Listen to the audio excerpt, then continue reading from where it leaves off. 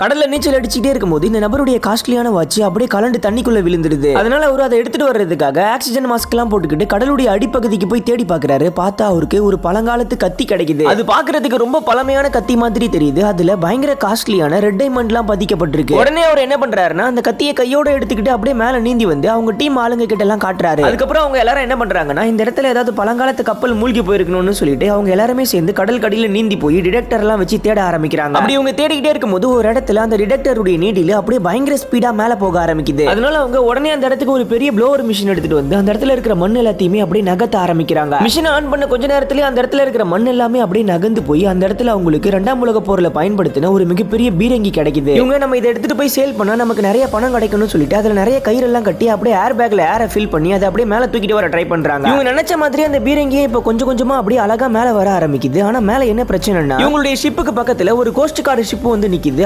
இவங்க ஷிப்ல இருக்கவங்க கிட்ட ஏகப்பட்ட கேள்வி கேட்டுக்கிட்டு இருக்காங்க. அதனால இவங்க அந்த பீரங்கியை தண்ணிக்கு மேல எடுத்துட்டு வராம அப்படியே தண்ணிக்கு அடியிலேயே ஒளிஞ்சிக்கிட்டு இருக்காங்க. ரொம்ப நேரம் ஆகியும் அந்த கோஸ்ட் கார்டு ஷிப் அங்க இருந்து போகாததுனால இவங்களாலேயே இங்க ரொம்ப நேரம் தாக்கு பிடிக்க முடியாதுன்னு சொல்லிட்டு அந்த ஏர் பேக்ல இருக்கிற ஏர் அப்படியே ரிலீஸ் பண்ணி விட்டுறாங்க. இப்போ பயங்கர ஸ்பீடா அந்த பீரங்கியும் கீழ் நோக்கி போக ஆரம்பிக்குது. அப்படி போய் கீழே விழும்போது இவங்க டீம்ல இருக்கிற ஒருத்தருடைய கை அந்த பீரங்கிக்கு அடியில அப்படியே மாட்டிக்குது. உடனே அவங்க எல்லாருமே அந்த இடத்துக்கு வந்து அந்த பீரங்கியை எப்படியாவது தூக்கிடலான்னு பாக்குறாங்க. ஆனா அது பயங்கர வெயிட்டா இருக்குது. யாராலையுமே தூக்கவே முடியல. இப்போ அவங்க கிட்ட அந்த ஏர் பேக்ல நிரப்புறதுக்கு காத்து கூட கிடையாது. அதனால அவங்க என்ன பண்றாங்கன்னா அவங்களுடைய ஃபேஸ்ல இருந்த அந்த ஆக்சிஜன் மாஸ்க் எடுத்து அந்த ஏர் பேக்ல அந்த அப்படியே அந்த ஆக்சிஜனை ஃபுல்லா நிரப்ப ஆரம்பிக்கிறாங்க. ஒரு வழியா அந்த ஏர் பேக் ஃபுல்லா காத்து நிரம்பினதும் அவருடைய கையை எப்படியோ அதுக்கு அடியில இருந்து எடுத்துட்டு இப்போ எல்லாருமே எப்படியோ மேல வந்துடுறாங்க. மேல வந்து பார்த்ததுக்கு அப்புறம் தான் இவங்களுக்கு தெரியுது வந்திருக்கிற கோஸ்ட் கார்டு போலீஸ்ல ஒருத்தர் நம்ம ஹீரோயினுக்கு ரொம்ப பழக்கமானவர். அதனால அவரு இவங்க கிட்ட சில கேள்விகள் மட்டும் கேட்டுட்டு அங்க இருந்து கிளம்பிடுறாங்க. அவங்க அந்த இடத்துல இருந்து போனதுக்கு அப்புறம் இவங்க நல்லா பர்ஃபெக்ட்டா பிளான் எல்லாம் போட்டு கிரேன் மாதிரி ஏதோ ஒன்னு வச்சு அந்த பீரங்கியை அப்படியே மேல தூக்குறாங்க. அந்த பீரங்கியை எப்படியோ ஒரு வழியா மேல வந்துருது. ஆனா எதிர்பாராத விதமா திடீர்னு அப்படியே கயிறு அறுத்துக்கிட்டு மறுபடியும் கடலுக்குள்ளேயே போய் விழுந்துருது. இந்த தடவை அந்த பீரங்கி போய் விழுந்த இடம் எதுனா ஒரு பழங்காலத்து கப்பல். அதுக்குள்ள பார்த்தா ஏகப்பட்ட தங்க கட்டிகள் இருக்குது. அதை பார்த்த உடனே இவங்களுக்கு பயங்கர சந்தோஷமாயிடுது.